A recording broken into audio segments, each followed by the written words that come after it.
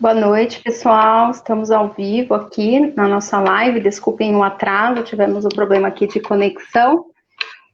Boa noite a todas e todos. Sejam bem-vindos à nossa live de hoje, que está sendo transmitida ao vivo pelo Facebook e ficará também disponível através do Instagram e do YouTube da Amo Acalentar. Meu nome é Vanessa Souza, sou voluntária em comunicação na Amo Acalentar.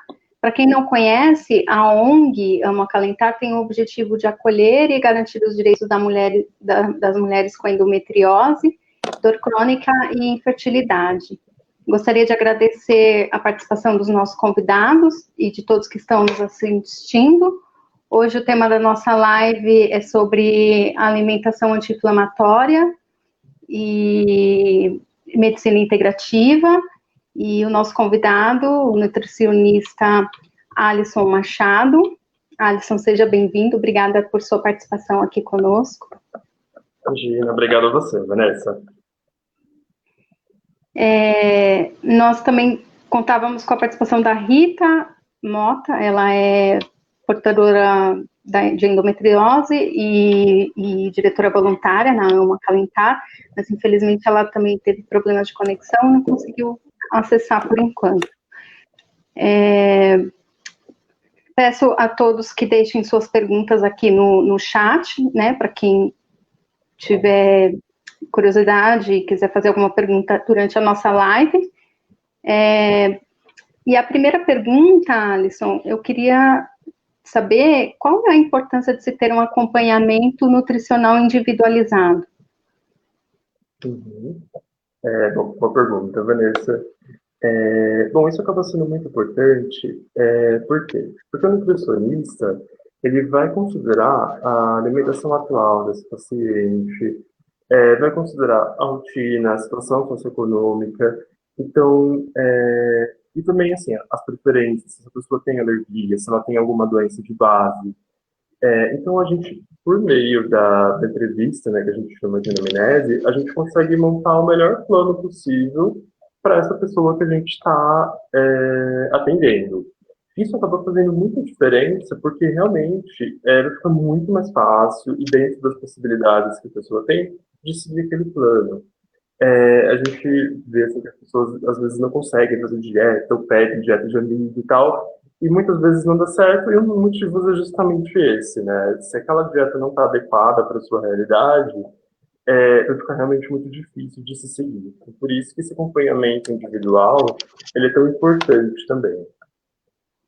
Entendi. Aí você fala, né, esse tratamento individualizado é importante. Dentro dessa dieta, quais alimentos que são recomendados para portadora com endometriose? Uhum. Bom, Vanessa, se a gente pensar, então, na questão da dor, o ideal seria que a gente incluísse na alimentação de portadoras de endometriose alimentos que são anti-inflamatórios. Então, quais seriam esses alimentos?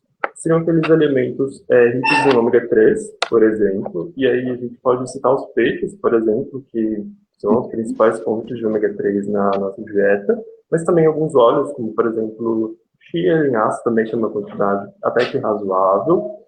A gente pode citar também os antioxidantes, então, por exemplo, a vitamina C, que é um antioxidante bem potente, é um desses alimentos, então a gente pode pensar principalmente em frutas, verduras e legumes, e principalmente aquelas frutas cítricas, como laranja, limão, kiwi e morango. Castanhas também acaba sendo uma coisa bem interessante, porque elas têm bastante zinco e magnésio, principalmente, que são dois nutrientes que também são antioxidantes, então acaba sendo interessante também. E a gente pode pensar em compostos fitoquímicos também, então, por exemplo, que geralmente tem presente também em frutas, verduras e legumes, mas se a gente pensar, por exemplo, em vinho ou algum suplemento, esses elementos também podem entrar. Uhum, certo. E quais alimentos você considera que devem ser evitados? Evitável, assim, realmente, para quem tem endometriose, eu citaria dois. Aqueles que realmente, assim, não é nem um consumo moderado, talvez seria realmente melhor evitar a qualquer custo. A soja é um desses alimentos, e isso porque ela pode aumentar a concentração de estrogênio, ela tem a isoflavona da soja, ela é um composto que ela realmente pode fazer isso, então nesse caso seria melhor evitar, porque geralmente portadores da endometriose têm um aumento de estrogênio, então a ideal seria que isso não aumentasse mais, né, por meio da alimentação, e também o consumo de carnes processadas. Aqui a gente pode falar, por exemplo, de embutidos no geral, mortadela, presunto, peito de peru, salsicha, linguiça, e isso por quê? Porque a composição deles, eles são muito, muito ricos em gorduras saturadas, e isso é um tipo de gordura que pode ser pró-inflamatória. Então você acaba, entre aspas, aumentando a inflamação quando eles são consumidos. Entendi. E aí, desses alimentos, quais alimentos que você considera que podem ser consumidos, mas com moderação ou redução? Tá. Em relação à moderação, então quais seriam? Aqueles alimentos que também são ricos em gorduras saturadas. A diferença é que alguns outros elementos que têm gorduras saturadas, eles também têm outros nutrientes que são importantes. Por isso que é ideal que o consumo ele seja moderado ou reduzido, mas não excluído. Então aqui a gente pode citar, por exemplo, carnes, no geral, e aí principalmente a carne vermelha, que realmente das carnes é a que tem muito mais gordura saturada. A gente pode citar também alguns tipos de óleo, então, por exemplo, o óleo de coco, que está na moda, ele tem bastante gordura saturada, e na verdade seria o ideal que ele fosse evitado. As gorduras aparentes, né, de carne também acaba sendo, e lácteos no geral, assim, manteiga, margarina, ou leite, por exemplo, integral, ou derivados de leite que também vão ter mais gorduras. Uma que, assim, realmente tem que ser evitada a todo custo é a gordura trans. Essa gordura trans, ela também é pró-inflamatória e ela vai estar presente, por exemplo, em alimentos industrializados.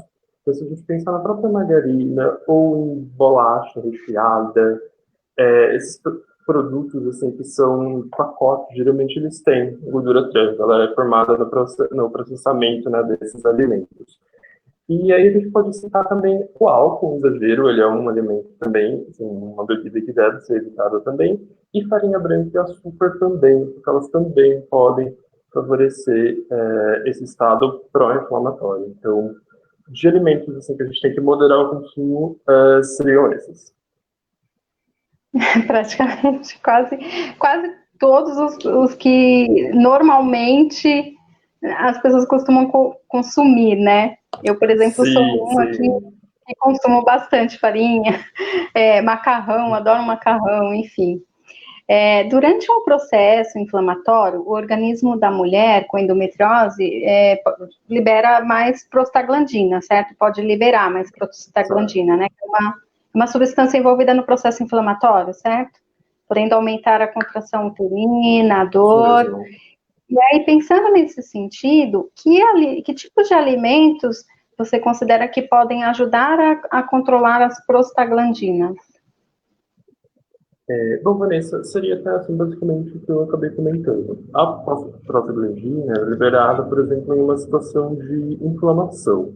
Então, aqueles alimentos que vão ter um poder anti-inflamatório, eles acabam sendo mais interessantes. Então, a gente pode pensar principalmente nos antioxidantes. Se a gente pensar em antioxidante da dieta, a gente tem principalmente o quê? Vitamina A, vitamina C e vitamina E. Então, isso vai estar presente principalmente em legumes, frutas e verduras. No caso da vitamina A, naquelas mais alaranjadas, então, abóbora, cenoura, manga, por exemplo. A vitamina C em frutas cítricas. E a vitamina E também nas castanhas, que eu tinha comentado mais no começo. E alguns óleos vegetais também, no geral, são ricos em vitamina E. Então, eles acabam sendo bem interessantes nesse sentido. As próprias castanhas também, que além da vitamina E, vão ter outros nutrientes interessantes também, acabam sendo muito interessantes. E o ômega 3, que tinha comentado que está presente, né, principalmente em peixes, ele acaba tendo um poder anti-inflamatório muito importante. Então, ele acaba sendo um alimento bem interessante de deixar nesse sentido, assim, para você evitar, por exemplo, a inflamação e, consequentemente, as prostaglandinas. Pensando nesse sentido, né, das carnes, né, quer dizer, na verdade, sobre os peixes, né, para quem tem uma dieta, para quem é vegetariano, que não consome nenhum tipo de carne, aí o que substituiria esses peixes, né? As vitaminas que os peixes contêm. Uhum. Boa pergunta. Bom, a gente tem o ômega 3 presente em alguns óleos de origem vegetal. Então, a gente pode citar, por exemplo, a chia, aquela sementinha preta, e a linhaça. Eles são duas sementes que têm ômega 3, né, que a gente chama de oleaginosas. Então, consumir esses alimentos pode ser uma ideia. E também suplementar pode ser uma ideia. A gente tem suplemento de ômega 3 que é vegetariano, que é a partir desses vegetais, desses óleos, né, vegetais. Então, aí, nesse caso, a gente pode pensar numa suplementação, porque só pela dieta dificilmente seria difícil atingir a recomendação, mas aí a gente pode incluir esses alimentos e talvez pensar em suplementação também. Aí, nesse caso, pode realmente ser interessante. Uhum. No início da live, né, você comentou sobre os alimentos que devem ser evitados, né, por exemplo, os embutidos. E aí tem uma pergunta aqui da Helene Maria da Silva, ela fala que ela adora linguiça, né, e ela frita. Aí ela pergunta que óleo que ela pode utilizar. Elaine, no caso da fritura, o ideal seria você utilizar algum óleo vegetal mesmo. Por quê? As gorduras, então a gente pode citar, por exemplo, os óleos, a manteiga, o próprio azeite, ou até o óleo de coco, que eu tinha comentado, eles têm uma coisa que a gente chama de ponto de fumaça. O que é isso? Em uma determinada temperatura, esses óleos eles são degradados e daí eles começam a produzir algumas substâncias que não são interessantes, tanto para a saúde e até, por exemplo, para o estômago mesmo. Assim, você pode ter, por exemplo, alguma dor, azia, e o ponto de fumaça da manteiga, do óleo de coco e mesmo do azeite, eles são mais baixos. Então é mais fácil você atingir esse ponto mais rápido. Então, óleo vegetal, por exemplo, o óleo de soja, o óleo de canola, mesmo o óleo de canola, o óleo de milho, o óleo de girassol, eles têm ponto de fumaça mais altos. Então, eles são melhores para você fazer qualquer tipo de preparação que você vai fritar ou que você vai utilizar algum tratamento térmico nesses óleos. Certo. E tem uma outra pergunta aqui da Ana Lima. Ela pergunta sobre os alimentos derivados do milho, né? Cuscuz, pipoca, canjica, se podem ser consumidos. Não, no geral, eles podem ser consumidos. Eles não estão nem naqueles alimentos, assim, por exemplo, que vão ser anti-inflamatórios, mas alimentos pró-inflamatórios. Então, ficaria ali um alimento neutro, na verdade. E, assim, é importante dizer que quando a gente fala de alimentos anti-inflamatórios e pró-inflamatórios, não significa que você só precise comer alimentos anti-inflamatórios ou que evitar completamente todos aqueles pró-inflamatórios. O ideal seria realmente que tivesse um equilíbrio. É por isso que aquela primeira pergunta foi bem pertinente, porque a gente, obviamente, como paciente, a gente consegue fazer esse equilíbrio que é necessário, né? Então, olá, Rita, tudo bem? Oi, tudo bem? Tudo. Então, o cuscuz, o pipoca, o canjica, eles seriam mais ou menos esses alimentos tidos como neutros. No caso da pipoca, aí só tem que ver aquela questão que é da pergunta da Elaine, que era inclusive da fritura. Não é uma fritura, mas você utiliza óleo, né, para fazer. Então, a ideia seria usar algum óleo vegetal também e evitar o uso de manteiga, por exemplo, ou de azeite, ou mesmo de óleo de coco. Rita, bem-vinda à nossa live. A Rita ela teve um problema de conexão e aí, como eu comentei no início da live, a Rita Mota ela é diretora voluntária na ONG e é portadora de endometriose. Aproveitando que você conseguiu entrar, Rita, você tinha me comentado que você tem adotado, né, novos hábitos alimentares. Você quer contar um pouquinho para a gente como tem sido essa experiência? Sim, então, o meu médico ginecologista que passou para mim, né, essa dieta, e para mim, assim, no começo foi bem difícil, porque é uma dieta bem rígida para poder combater a endometriose.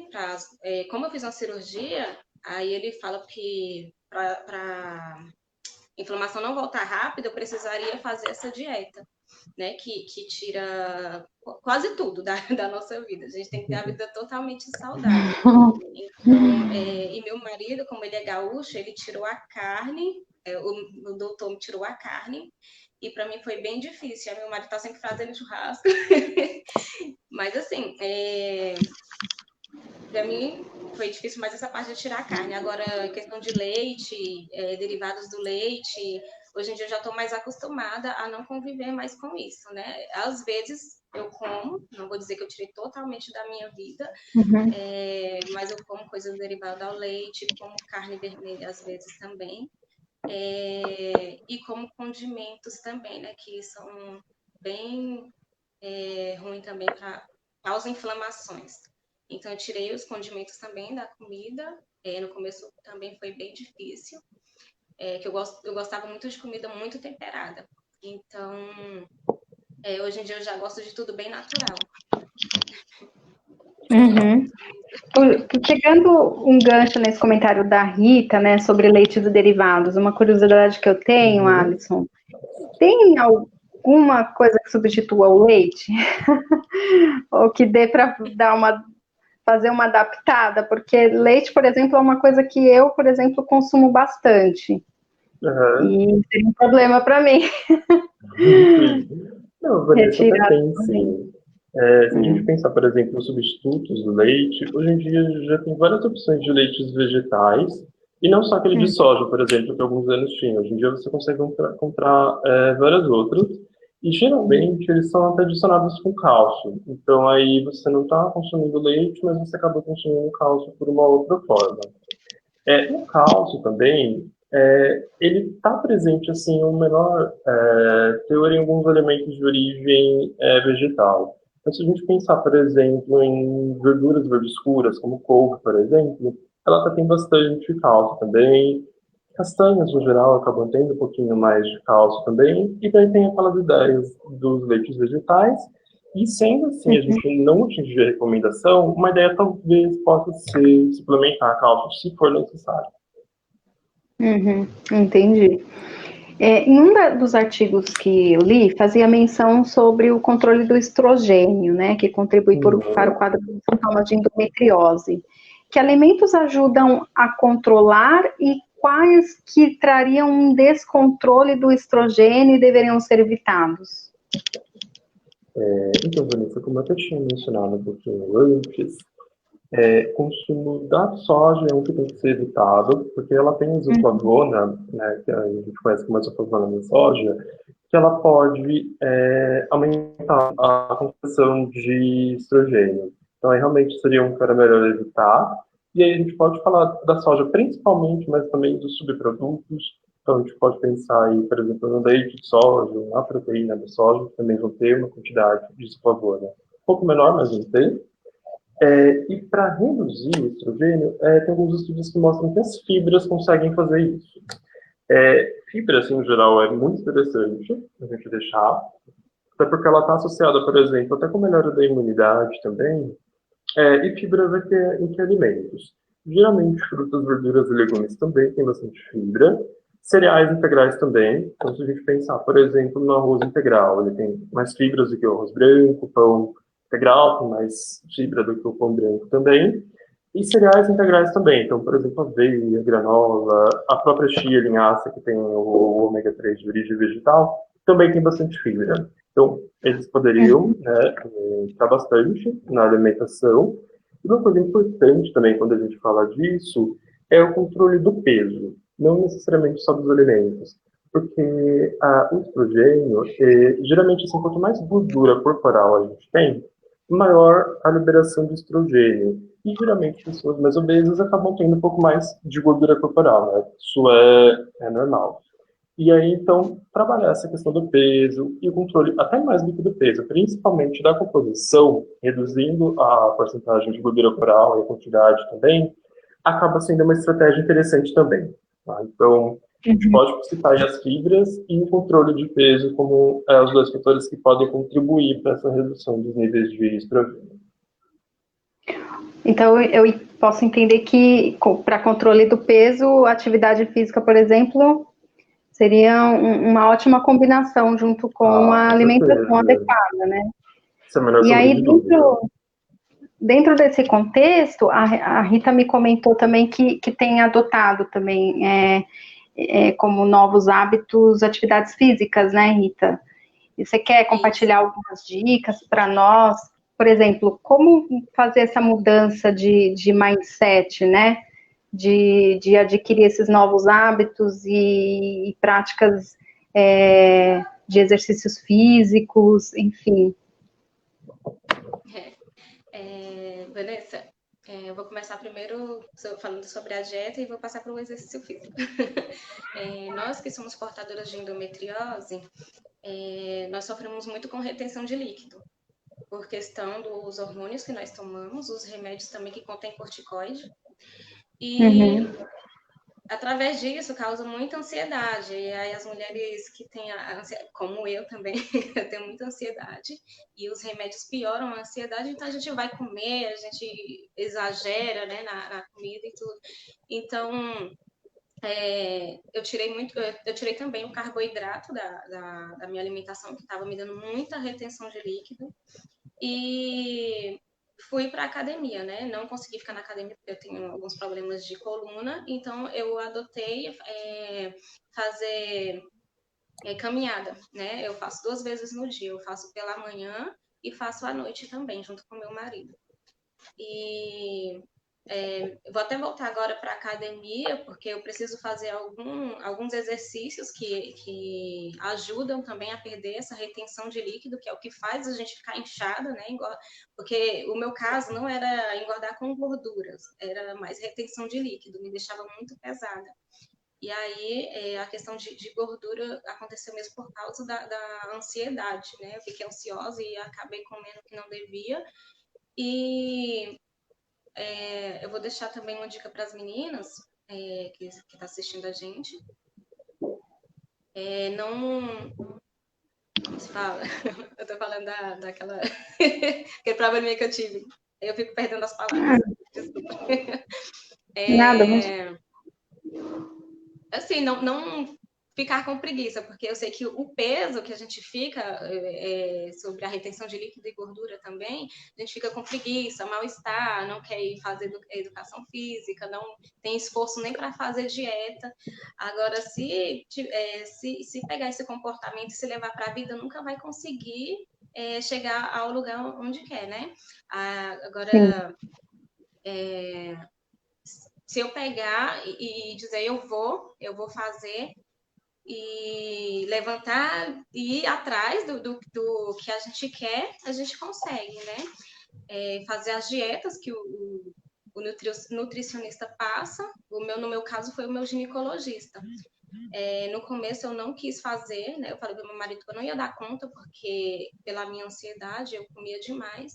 E depois eu vi que eu estava num estado bem difícil, né? Entrando em depressão. Foi aí que eu tive força de vontade e fui atrás, né? Fui para a academia, como eu disse, e comecei a fazer as dietas. E foi aí que me ajudou muito. Eu consegui emagrecer, né? E também fiz a minha tão sonhada abdominoplastia através da dieta que me ajudou. Alisson, pensando nessa questão de retenção de líquido, né? A ingestão de água ajuda? Ou qual outras coisas, quais outros hábitos ajudam também bastante na retenção de líquido? Bom, Vanessa, a própria atividade física ela acaba ajudando nisso também.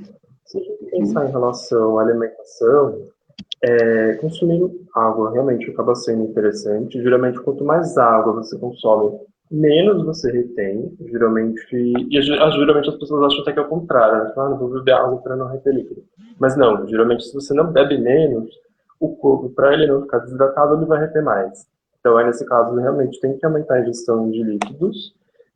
Chá pode ser uma ideia muito interessante, porque chá, quase todos os chás, alguns mais, alguns menos, eles têm um poder diurético até maior que o da água. Então, se a gente aliar assim, um consumo adequado de água e alguns chás também, isso pode ser muito interessante. Geralmente esses dois eles acabam ajudando bastante. Você tem algum exemplo de chá específico? Olha, chá, no geral, realmente pode ser qualquer um. As pessoas gostem mais. Se a gente pensar agora com poder assim, mais diurético, o chá verde pode ser uma ideia muito interessante. O próprio chá de hibisco também pode ser interessante. Cavalinha também. O próprio chá mate também, os derivados, né, da chá verde, que são da mesma folha, então chá branco, chá vermelho, eles também têm ali um poder diurético um pouco maior. Mas se a pessoa não gostar de um desses, pode ser algum outro tipo. Ah, e uma coisa importante também é o consumo de sal. Porque quanto mais sal a gente consome, mais a gente retém líquido. Então, se alguém usa, por exemplo, muito sal na comida, ou tempero pronto, assim, tipo carboquinol, sazon e tal, isso pode aumentar a retenção de líquido também. Então, acaba sendo um ponto interessante também para controlar. Certo. Existem fitoterápicos que podem auxiliar diretamente no tratamento da endometriose? E aí, se você puder, nos dar uma breve descrição do que são os fitoterápicos. Bom, o fitoterápico é um desses que a gente chama da medicina integrativa, né, das práticas integrativas complementares em saúde. Então, elas podem entrar junto com algum tratamento medicamentoso, junto com a dieta, para potencializar esse efeito. Geralmente, o que é a fitoterapia? Os chás, por exemplo, são considerados fitoterápicos. Pode ter alguma prescrição assim que você pode manipular, isso também pode ser considerado um fitoterápico. E a gente tem uma coisa que a gente chama de tintura. Então, por exemplo, uma bem assim, mais frequente, mais comum, é o extrato do própolis. Ele é considerado também um fitoterápico. E aí você geralmente adiciona em água ou toma algumas gotas por dia. Se a gente pensar especificamente no chá, o chá verde e os derivados dele, né, como eu tinha comentado, chá preto, chá vermelho, chá branco, mesmo o chá mate, eles são interessantes porque eles também têm bastantes compostos, que a gente chama de compostos fitoquímicos, que são antioxidantes.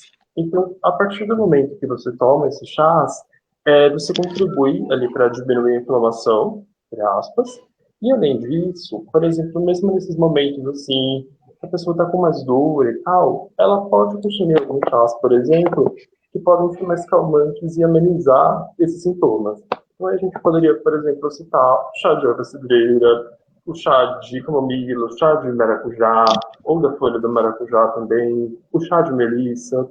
Então, tem uma certa gama, assim, que dá para ser incluído, assim, para quem tem endometriose e para quem não tem também, com certeza, fica sendo uma prática bem legal de saúde.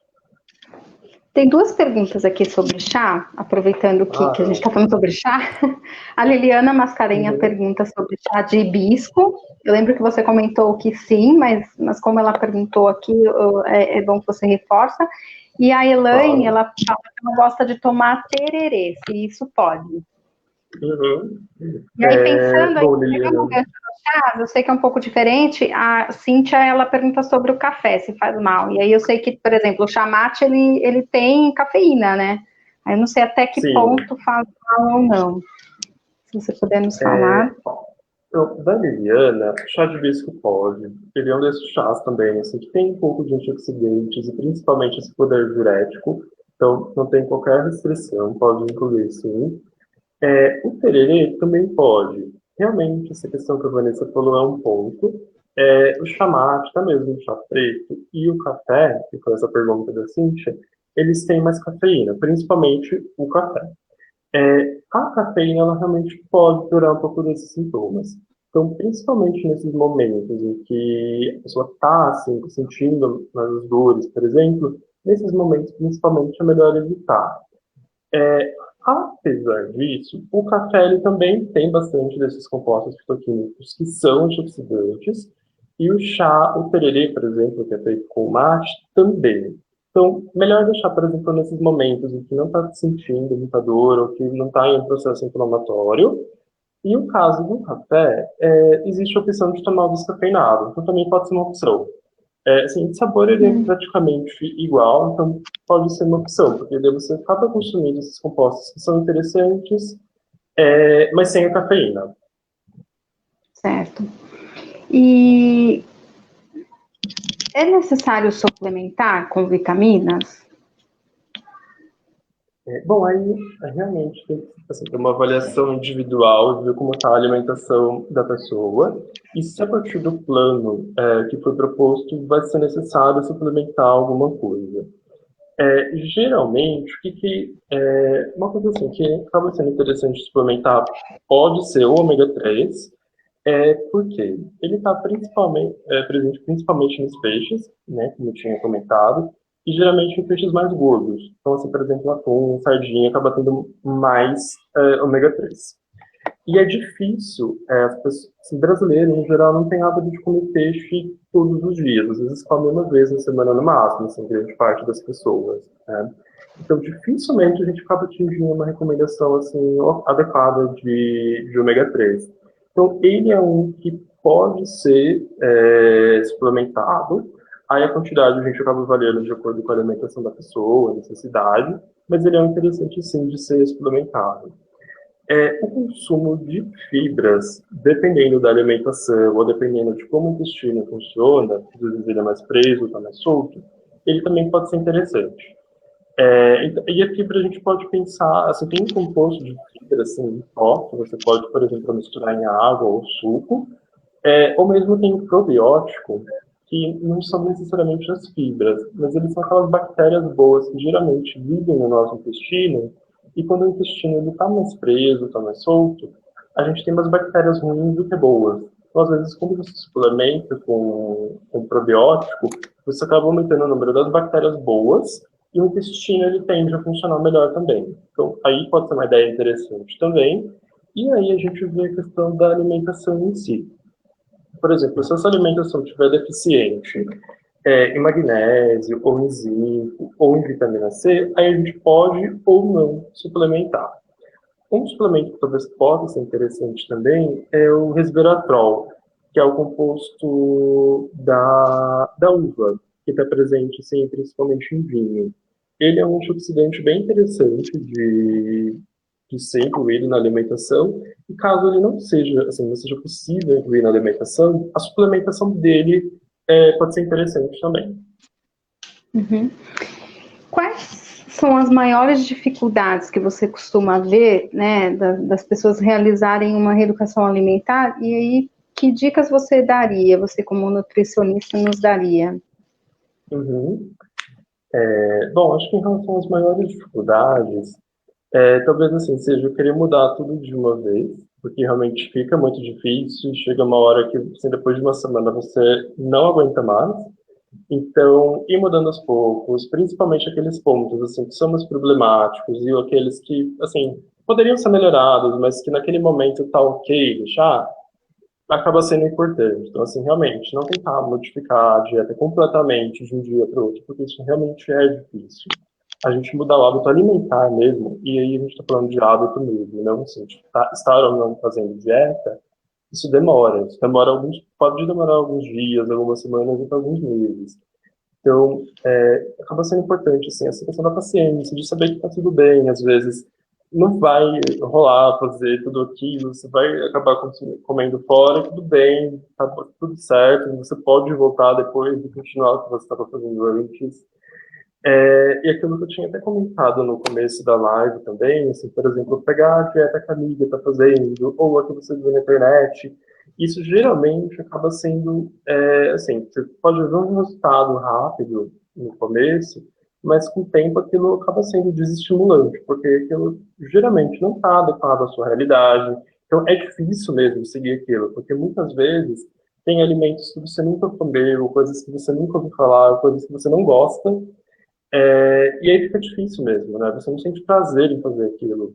E aquilo também não vai estar adaptado aos alimentos que você geralmente consome, ou, a sua própria rotina, né? Tem coisas, por exemplo, que talvez você não vai conseguir incluir no seu trabalho ou em algum determinado horário. Então, essas coisas, essas pequenas dificuldades, às vezes vão desestimulando as pessoas a aderirem a uma alimentação mais saudável. E aí tem que pensar, né, nesse sentido, assim, tá tudo bem, vai fazendo as mudanças aos poucos, os pontos mais problemáticos a gente vai ajustando ali no começo, depois a gente vai trabalhando esse plano, né, alimentar até que aquilo realmente vire um hábito e a pessoa consiga incluir aquilo mesmo na vida dela. Rita, pegando ainda esse contexto, né, de mudança de mindset, você como portadora, você quer contribuir com alguma dica, Para fazer, para que as pessoas consigam fazer uma reeducação alimentar e consigam fazer essa mudança de mindset? Eu estava lendo aqui um comentário, uma moça perguntou qual óleo que poderia usar. Eu uso bastante óleo de coco, né? Ele me ajuda muito, eu não me sinto pesada, quando eu como óleo normal me dá muita azia, e o óleo de coco ele já é mais leve. E às vezes eu não uso óleo nenhum, né, para fazer alguma coisa mais seca. Eu gosto de comer coisas mais cozidas, né, que eu me sinto melhor. Café da manhã eu sempre como alguma fruta, não frutas ácidas, que também eu sinto muitas dores quando eu como frutas ácidas. Sucos também, eu não tomo sucos ácidos, é sempre aqueles mais, tipo, melancia, maçã, suco de maçã, de manga também, me faz muito bem. Almoço, eu como arroz integral, né, porque o arroz normal também me faz ficar enjoada. Eu como o arroz integral, feijão. O feijão não coloco muitos condimentos, eu faço só o alho e o sal só. Não uso também o óleo, eu uso o óleo de coco. O azeite, na verdade, né? Eu uso óleo de coco. E carne, eu gosto mais de comer peixe e frango. Né? Eu como aqueles frangos aqueles de granja mesmo, eu não compro no mercado, porque eles retêm muito hormônio. Então, não faz bem. Depois da janta eu sempre faço alguma refeiçãozinha também. Eu tomo um chá, né? Eu gosto muito de tomar chá verde. E tem que tomar muito cuidado também com os chás, que, como o doutor falou, né? Tem muitos que dá muita retenção de líquido. Então, é o que as meninas têm que cuidar mais sobre essa retenção de líquido. Alimentos que dão muita retenção de líquido. E elas vão ver diferença, né, no dia a dia, vão se sentir mais leve. Isso, essa é a minha dica para elas. Que ótimo.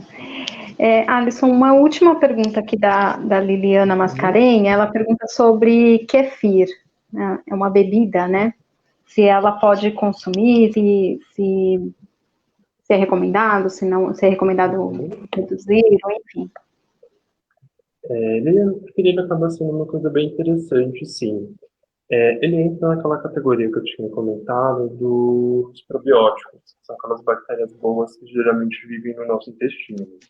Então, o kefir, quando você faz o iogurte, por exemplo, usando a colônia lá das bactérias, ele acaba fazendo com que o iogurte ele tenha probióticos. Então, ele acaba sendo muito interessante, sim. Assim, geralmente, para quem tem pessoas que assim, tem prisão de ventre e tal, ele acaba sendo bem legal. E essas bactérias boas, elas ajudam até no fortalecimento do sistema imunológico. Então, realmente é uma coisa que é bem legal de deixar assim. Viu? Se é uma coisa que você gosta ou que você tem hábito de consumir, deixa porque é bem interessante. Ele é bem legal. E a Cult também entra nessa categoria?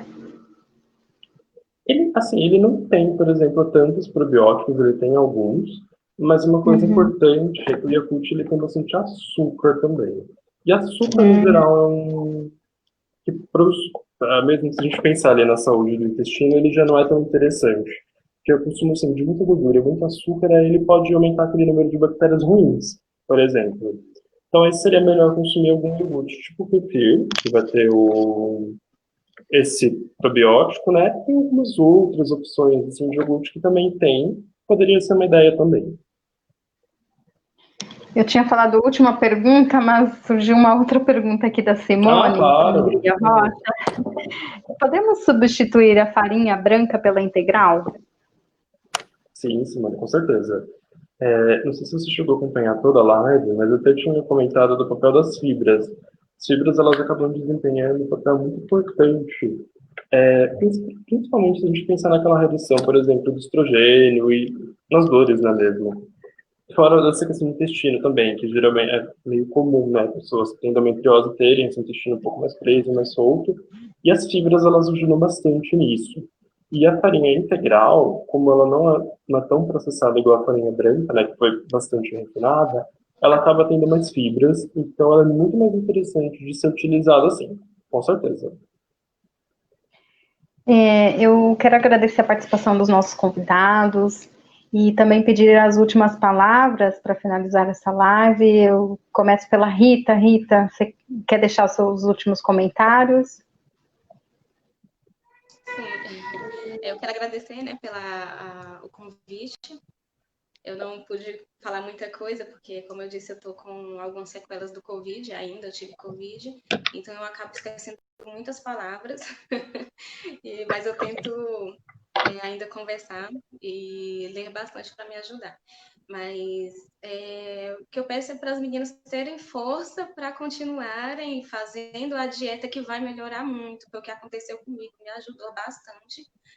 Eu sentia muitas dores, então depois que eu comecei a fazer as dietas para melhorar as inflamações, me ajudou bastante. Eu não sinto mais tantas dores como eu sentia antes, né? E quero deixar também aqui o meu Instagram, né, que é ritamota.oficial. Lá eu dou dicas também sobre alimentação. Eu falo do meu dia a dia também, eu mostro o meu dia a dia sobre alimentação, como eu convivo com a endometriose, nos dias de crise, o que eu faço para manter os estresse, minha rotina com os meus filhos, meu marido, né? E se as meninas quiserem me acompanhar, né, para aprenderem coisas também que eu sempre estou buscando o melhor para mim e para as mulheres também, que eu sou defensora da endometriose e de algumas causas também no meu Instagram, né? Aí, se vocês quiserem conhecer mais sobre mim e sobre a endometriose, aí eu tudo compartilho lá. Obrigada, Rita. Alisson, por favor, seus Por últimos isso eu gostaria comentários. de agradecer o convite. Falar de nutrição para mim é sempre legal e é um tema muito importante. Então, realmente fico feliz de, se eu puder ter contribuído um pouco com, assim, para melhorar a alimentação das pessoas, já é uma grande coisa para mim. Também, meu Instagram, assim, eu realmente não sou de ficar postando nada mesmo, mas eu posso até passar ali no chat, se vocês se interessarem, às vezes, talvez se tiverem alguma dúvida. Também faço atendimentos, então se alguém pensar assim, fazer algum tipo de atendimento, pode ser uma ideia também. E para quem está pensando em mudar a alimentação, assim, é aquilo, né? Realmente não é fácil, no começo foi difícil mesmo, mas tenham força ali, tem dias mais difíceis, tem dias mais fáceis, mas não desistam, porque realmente vale muito a pena. Alisson, obrigada por sua participação. Quero também agradecer a participação dos nossos seguidores, né, do envio das perguntas, e quero deixar também alguns recados finais.